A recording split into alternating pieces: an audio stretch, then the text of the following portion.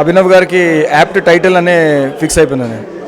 వేరే ఏమైనా టైటిల్ పెడితే మంచిగా ఉండేది కాదు, ఈ టైటిల్ సూపర్ ఉంటుందని నేను. కమెడియన్తో మూవీ చేస్తున్నా అన్నప్పుడు ఏమనిపించింది? కామెడియన్తో కాదు సార్, ఒక మంచి యాక్టర్తో ఒక సినిమా చేస్తున్నా అనిపించింది నాకు. ఒక కామెడియన్ కాదు, is a stage actor, is a capable actor, is a capable of doing many different kinds of role. So ఆయన ఒక కామెడియన్ కాదు, ఒక ఇప్పుడు ఈ నగరానికి ఏమైంది, ఆయన ఫస్ట్ సినిమా ఆయన ఎక్కడ కామెడీ చేయలే, ఆయన బిహేవియర్ని చూసి అందరికీ నవ్వొచ్చింది.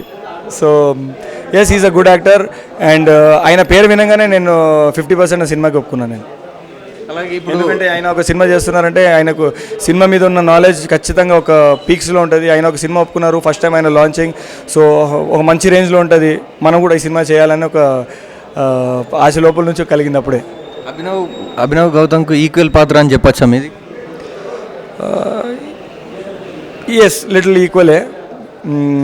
ఇక్కడ ఈ సినిమాలో చేసే ప్రతి ఒక్క క్యారెక్టర్కి ఒక మంచి ఇంపార్టెన్స్ ఉంటుంది, ఒక బిగినింగ్ ఉంటుంది, ఒక ఎండ్ ఉంటుంది. చాలా limited characters, everybody is important in the cinema.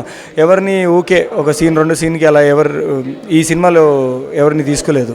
So yes, ఆయన హీరోగా చేశారు సినిమాలో, ఆయన ఖచ్చితంగా ఎక్కువ ఉంటారు సినిమాలో. అలాగే మీ పాత్ర ఏంలో నెగిటివ్ రోలా పాజిటివ్ రోలా? అది ఆడియన్స్ చూసి డిసైడ్ చేస్తే కొంచెం బాగుంటుంది. ఎందుకు నేను అభినవ్ చాలాసారి డిస్కషన్ జరిగింది మా ఇద్దరి మధ్యలో, నేను నెగిటివా నువ్వు నెగిటివా, ఆ సిచ్యువేషన్ నెగిటివ్ ఎవరి చేతిలో లేదు.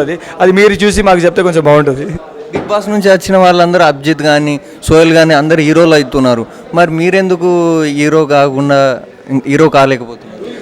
కాదు, నాకు వస్తుంది, నేను అన్ని జాగ్రత్తగా తీసుకుంటూ ముందుకెళ్తున్నాను. ఒకసారి నేను ఇప్పుడు హీరోగా చేసి మళ్ళీ డౌన్ఫాల్ అయింది అనుకో, పడిపోయాను అనుకోండి, నాకు ఒక ట్యాగ్ పడిపోతుంది, ఈ ఫ్లాప్ హీరో ఫ్లాప్ యాక్టర్ అని ట్యాగ్ పడిపోతుంది. ఎందుకు మెల్లగా మన ఫౌండేషన్ బేస్ చేసుకుంటూ నేను ముందుకెళ్తున్నాను. ఏదో ఒక రోజు అది కూడా వస్తుంది, నేను చేస్తా. వాళ్ళు ఇప్పుడు నేను సడన్గా బయటకు నాకు చాలా కథలు వచ్చింది, నేను విన్నాను, కానీ నాకు అంతా ఇంపాక్ట్ ఏం అనిపించలేదు. సో అది చేసి నేను డౌన్ అవ్వడం ఎందుకు, మెల్లగా నా ఫౌండేషన్ నేను స్ట్రాంగ్ చేసుకుంటూ పైకి వెళ్దాం అనుకుంటున్నాను. So I'm very happy with my life journey. మెట్టుతో ఎదుగుతూ వెళ్ళాలనుకుంటున్నాను. ఒకటిసారి ఎవరెస్ట్ ఎక్కద్దాను, అది ఎక్కువ రోజు ఉండదని నా థింక్. ఇప్పుడు రవితేజ గారు ఎగ్జాంపుల్, మెట్టు ఎక్కి మెల్లగా పైకి వెళ్ళి అక్కడ కూర్చున్నారు. ఇప్పుడు ఎవరి కింద నుంచి ఫౌండేషన్ ఏమైనా కదిలిచ్చినా అది ఆయన పడిపోరు. సో అలా లైఫ్లో ఎప్పుడు ఉండాలి. నాకు ఇప్పుడు తొందరగా ఫేమ్ ఏమొద్దు, మెల్లగా బిల్డప్ చేసుకుంటూ పైకి వెళ్ళాలని ఉంది. And I'm very happy with it. Film ఇండస్ట్రీకి ఏ అంబిషన్తో వచ్చారు? ఏ అంబిషన్ అంటే ఒక మంచి పేరు సంపాదించాలి, ఫ్యాన్ సంపాదించాలి, పైసలు సంపాదించాలి. ఒక యాక్టింగ్ అంటే మనకి ఇష్టం, మనం చేసి కొందరు చూసి ఇష్టపడి చప్పట్లు కొడితే లోపల వచ్చే ఆనందం ఒక డిఫరెంట్ ఉంటుంది. So that was my goal. And anyways famous అవ్వాలి. లైఫ్లో పెద్ద ఆపర్చునిటీ అంటే ఎప్పుడు వచ్చింది మీకు? లైఫ్లో పెద్ద ఆపర్చునిటీ మీకు ఎప్పుడు వచ్చింది?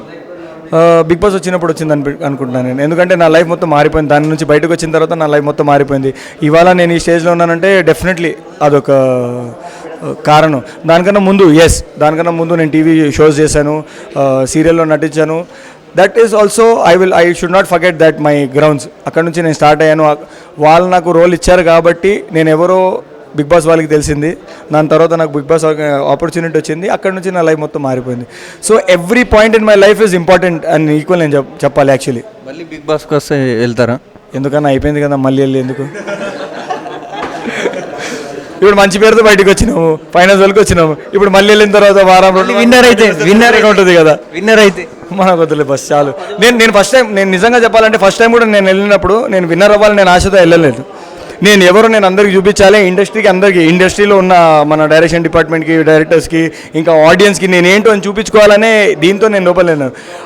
దాని అవార్డు నేను దానికోసం నేను ట్రై చేశాను, వస్తే బాగుంటుంది.